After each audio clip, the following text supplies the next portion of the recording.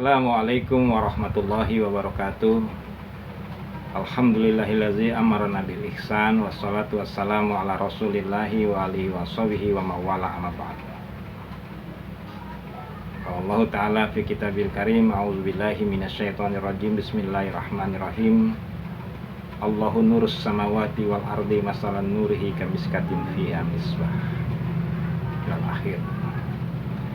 Sadaqallah. Sahabat-sahabat muslim yang dirahmati oleh Allah Subhanahu wa taala, di mana saja berada, semoga senantiasa Allah selalu mencurahkan kesehatan, panjangkan umurnya, dilapangkan rezekinya, senantiasa diberikan keistiqomahan dalam beribadah kepada Allah Subhanahu wa taala. Dan kembali berjumpa dengan saya Kong Yeni di dalam edisi kajian-kajian yang khusus tasawuf.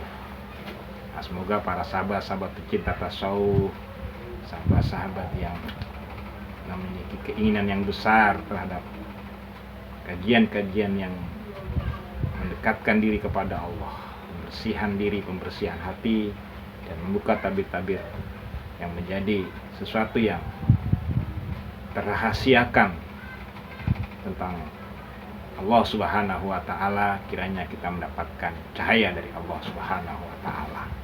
Sebagaimana di dalam ayat yang tadi saya bacakan. Allahu nurus samawati wal ardi, Allah cahaya daripada seluruh yang ada di langit dan seluruh yang ada di bumi.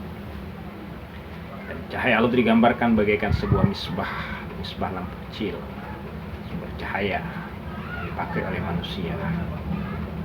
Cahaya itu ada di mana-mana, tidak di timur, tidak di barat. Jadi ini potongan dari ayat yang saya bacakan yang termaktub dalam surah An-Nur. Sahabat-sahabat yang dirahmati Allah Subhanahu wa taala, artinya cahaya Allah itu begitu sangat luas, tersebar di mana saja. Adapun dalam kesempatan ini tentu cahaya itu hanyalah turun melalui daripada hamba-hambanya yang mendekatkan diri kepada Allah Subhanahu wa taala, hamba-hambanya yang senantiasa mengkaji daripada ilmu-ilmu yang Allah turunkan melalui Rasulnya Muhammad SAW. Sahabat-sahabat yang dirahmati Allah Subhanahu wa taala, dalam kesempatan ini saya kembali ingin kita sama-sama berbincang, sama-sama kita belajar, sama-sama kita mengkaji sebagai sarana kita saling bertafakur diri, mengingatkan diri kita untuk lebih baik lagi. Adapun dalam kesempatan yang lalu saya sudah sering bahas tentang tasawuf yang lebih cenderung kepada sesuatu yang lebih dalam lagi, lebih spesifik lagi, yang terkesan ekstrim, yang terkesan terlalu sulit, yang terkesan terlalu serem lah gitu. Namun dalam kesempatan ini saya akan membuka bahwa tasawuf itu bukan hanya kepada perkara yang lebih sifatnya kepada sesuatu yang mengarah kematian saja, tapi tasawuf juga mengarah kepada kehidupan, dan tasawuf juga memiliki warna yang gemerlap, warna yang ceria, cerah di dalam kehidupan, tentang sosok wajah tasawuf yang memberikan nuansa keceriaan, yang memberikan nuansa keduniawian.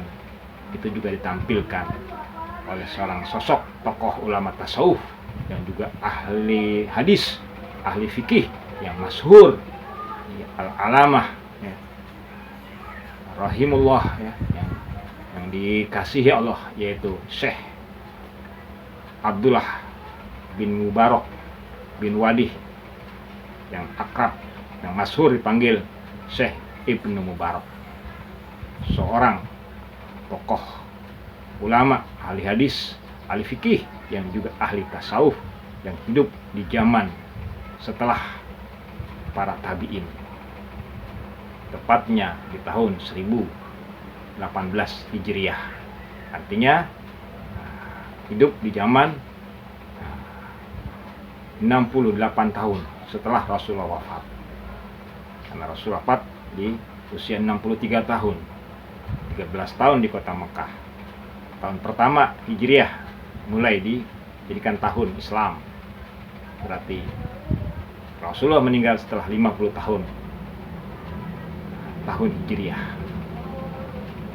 berarti beliau hidup di zaman tabi'in wa tabi'ahum bisa nih ya. Jadi sahabat-sahabat yang dirahmati Allah Subhanahu wa taala, dalam kesempatan ini saya akan tampilkan kisah ibrah pelajaran seorang tokoh ulama tasawuf yang hidup di zaman setelah tabi'in, yang tentu masih dekat dengan kisah sejarah aroma baunya perjalanan Rasulullah dengan para sahabat-sahabatnya. Mudah-mudahan ini bisa memberikan sebuah inspirasi yang lebih menggairahkan, yang lebih menceriakan dalam dunia tasawuf buat rekan-rekan para pencinta tasawuf. Amin ya Allah ya rabbal alamin. Syekh Abdullah bin Mubarak yang masyhur dipanggil Syekh Ibnu Mubarak, yang beliau lahir di Khurasan, yaitu kalau sekarang ini di wilayahnya Iran ya, mengarah ke Afghanistan, Uzbekistan, dulu ini wilayah Khurasan, sekarang terpecah-pecah menjadi beberapa negara. Yang beliau adalah merupakan keturunan bapak dari Turki dan ibu dari Persia atau dari Khurasan. Di Persia itu dulu masih berkaitan dengan Khurasan. Di sahabat-sahabat yang dirahmati Allah Subhanahu wa taala, jadi beliau adalah seorang yang lahir di wilayah yang cukup jauh dari kota Mekah, tapi Islam pada masa itu sudah tersebar ke seluruh dunia ya, sampailah ke Eropa, sampai ke Spanyol ya, sampai ya yang Turki dulunya disebutnya Konstantinopel, pusat kekuasaan Romawi di wilayah mengarah ke Timur Tengah ya, akhirnya dikuasai sama Islam dan masuklah menjadi bagian daripada kekuasaan Islam. Seperti itu sahabat-sahabat yang dirahmati Allah.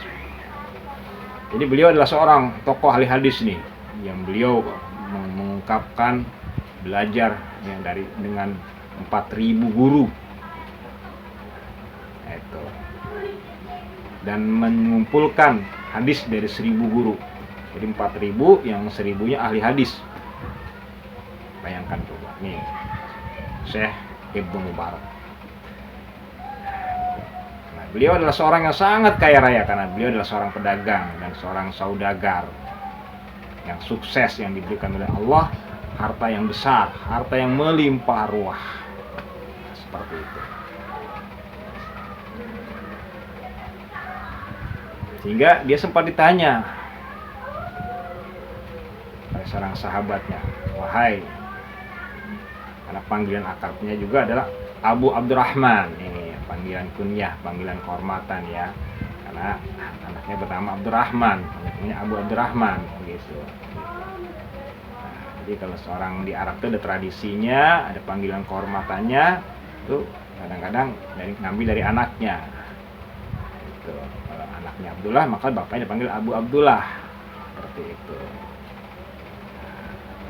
Anaknya Abdurrahman dipanggil Abu Abdurrahman. Kalau bapak anaknya namanya Yazid, anaknya dipanggil Abu Yazid, begitu, seperti itu. Nah, dia akrab dipanggil ya, oleh teman-temannya, biasanya memanggil akrab itu orang-orang dekatnya. Panggilan kunyah itu biasanya orang-orang dekatnya. Wahai Abi Abdurrahman, mengapa engkau mengajarkan orang untuk zuhud ya, untuk tidak cinta kepada dunia, sedangkan engkau bergelimpangan dengan dunia, seperti engkau masih sibuk mengurusi dunia, seperti itu. Maka dijawablah Syekh Ibnu Mubarak, wahai sahabatku,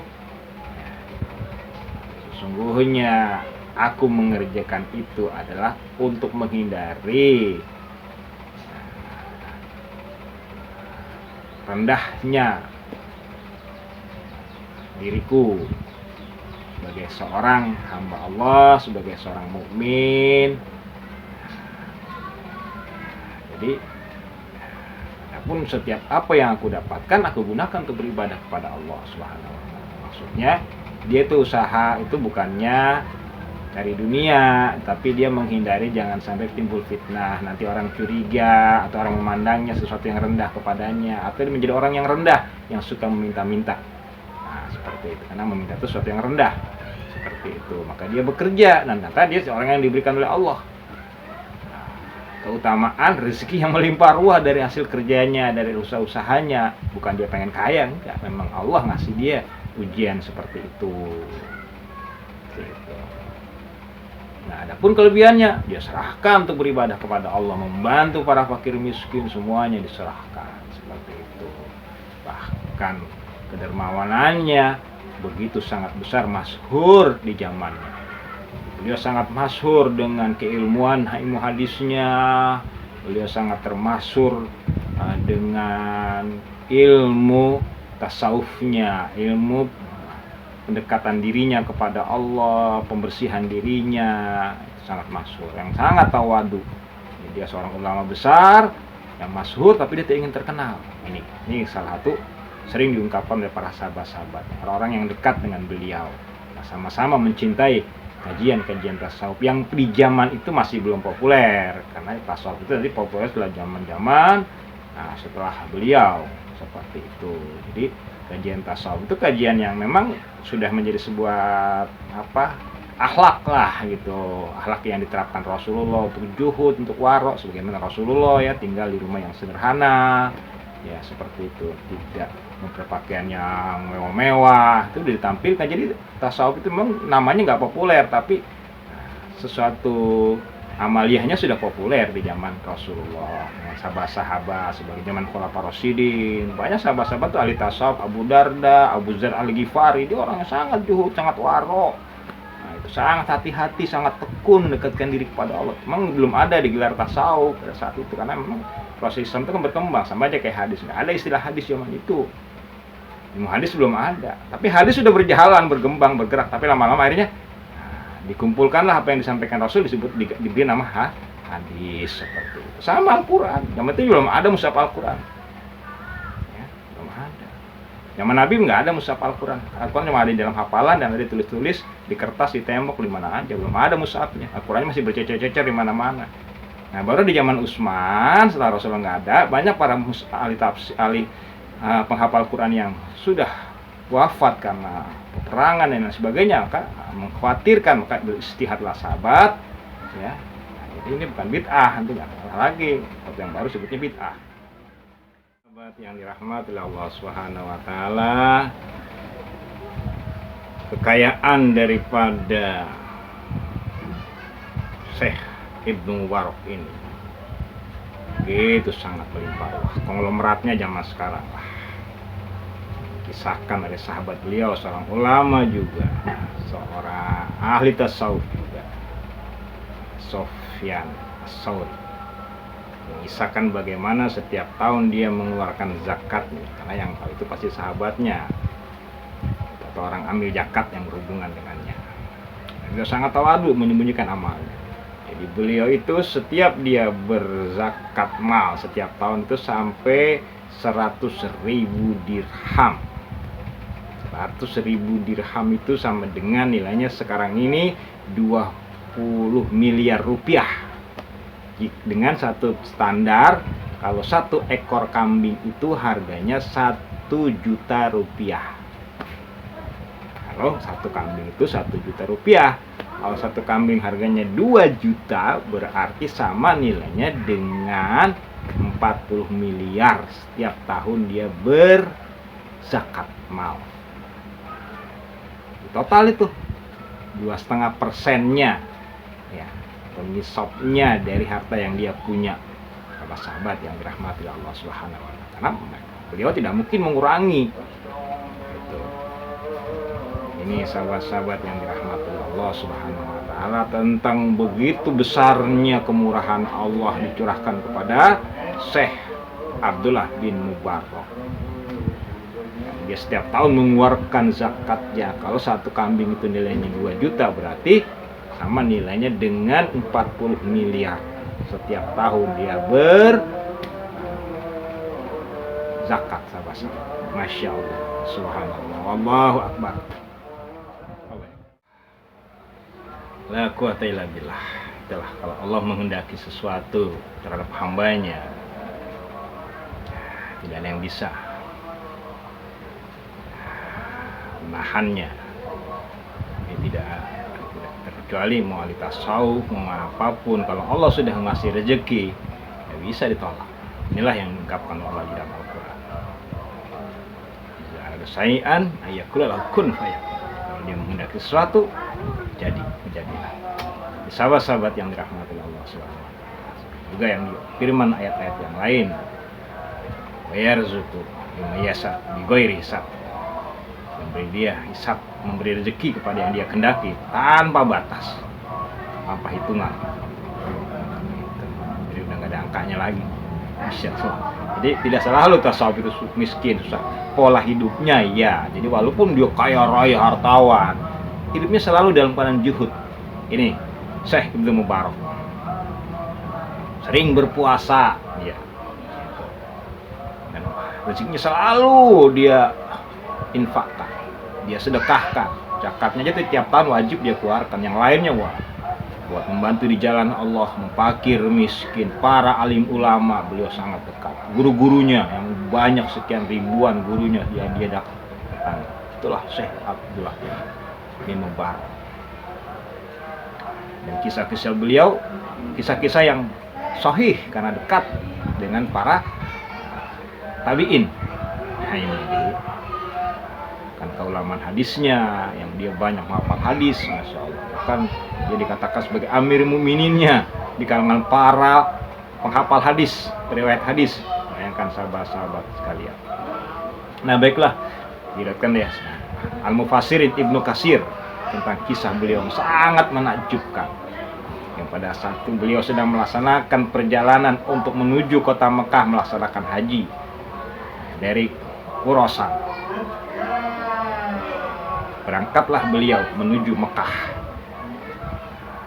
bersama rombongan kaum muslimin yang lainnya, diiringi dengan oleh para pekerja-pekerjanya ikut, yang memang sudah setiap tahun dia bayar untuk naik haji. Bayangkan pekerja-pekerjanya dia bayar naik haji. Nah di tengah perjalanan saat dia berhenti, dia melihat seekor bangkai burung.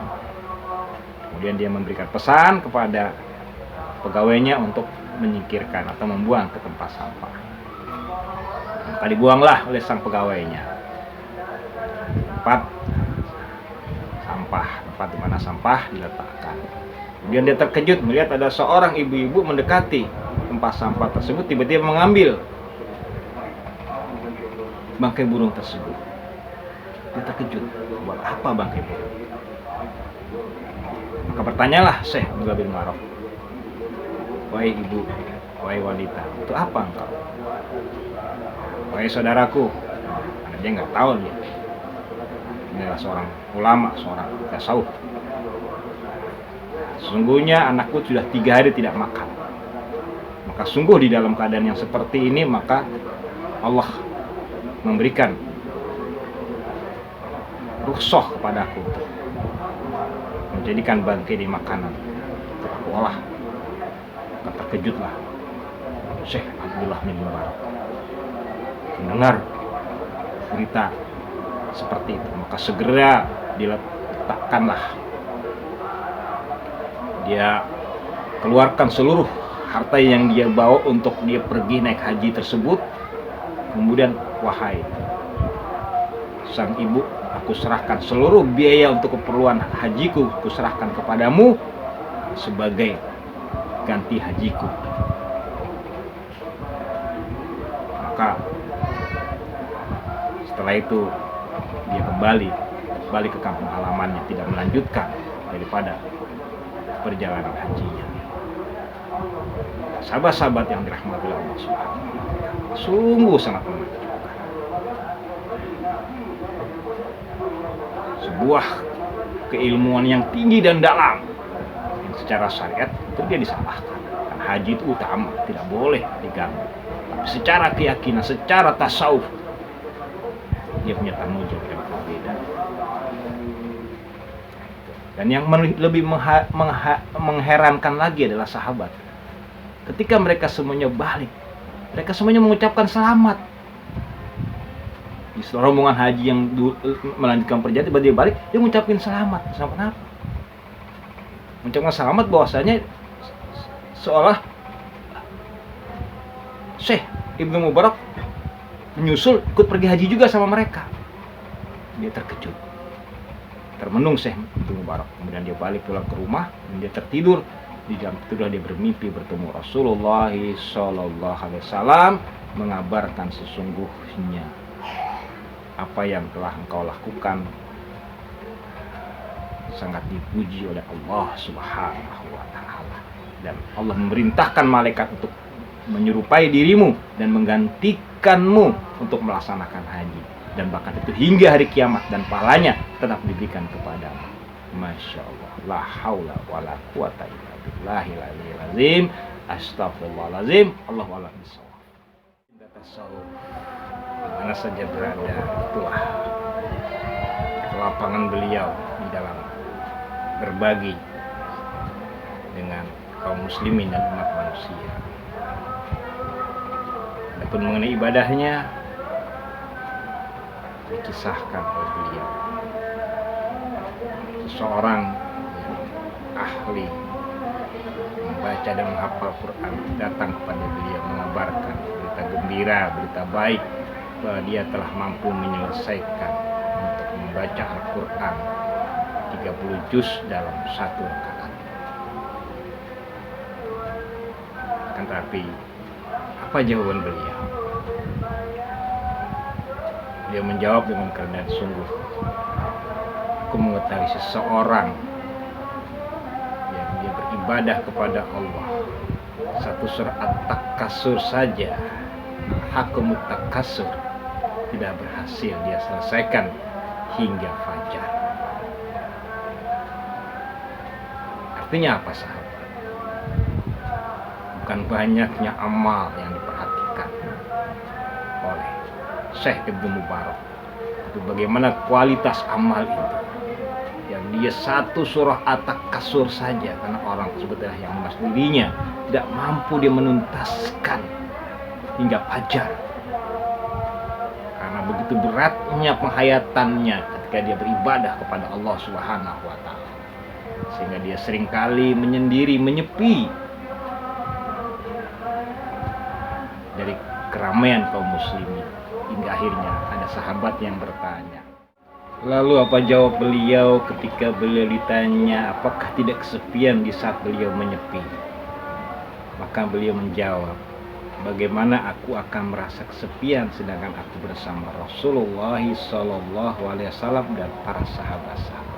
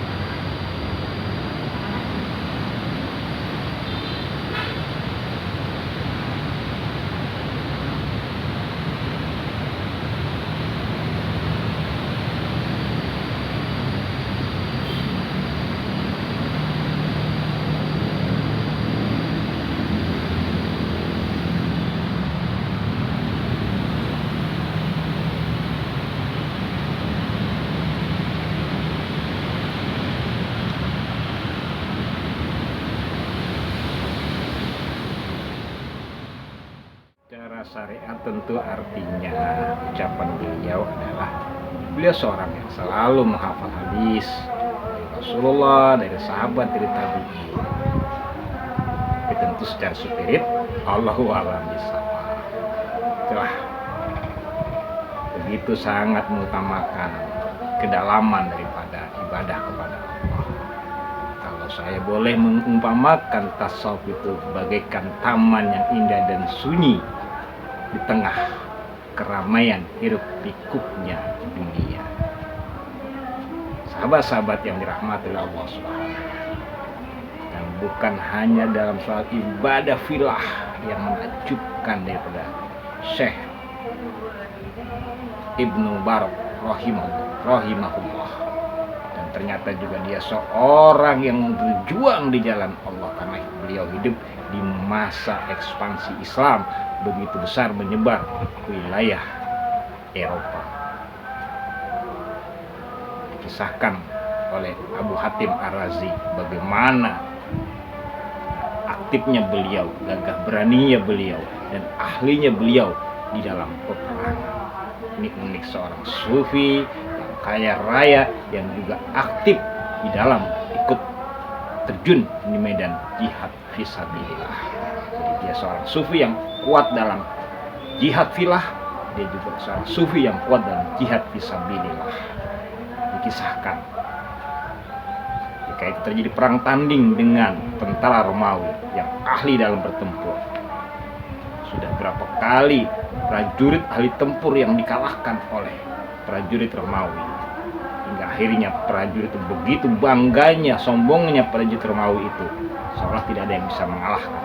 Nah, tiba-tiba keluarlah seseorang dengan menutupi wajahnya dengan kainnya, kemudian dia langsung melompat ke medan tempur dan dengan cepatnya berhasil mengalahkan juara pendekar perangnya Romawi tersebut. Ini satu sahabat.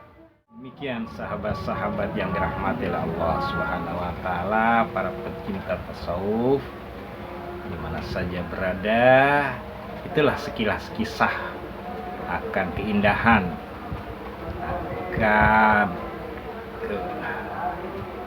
keagungan daripada seorang tokoh tasawuf yang tidak selalu digambarkan dalam bentuk yang susah, yang sulit, yang begitulah kira-kira. Ada juga yang indah, yang agung. Semua itu tergantung dari Allah Subhanahu wa taala. Tapi tetap pada prinsip hidupnya dalam kesederhanaan, dalam juhud dan waro. Mudah-mudahan ini bermanfaat buat kita semuanya, menginspirasi kita lebih semangat lagi tentang belajar khasanah yang ada di dalam Islam, bil khusus kajian tasawuf.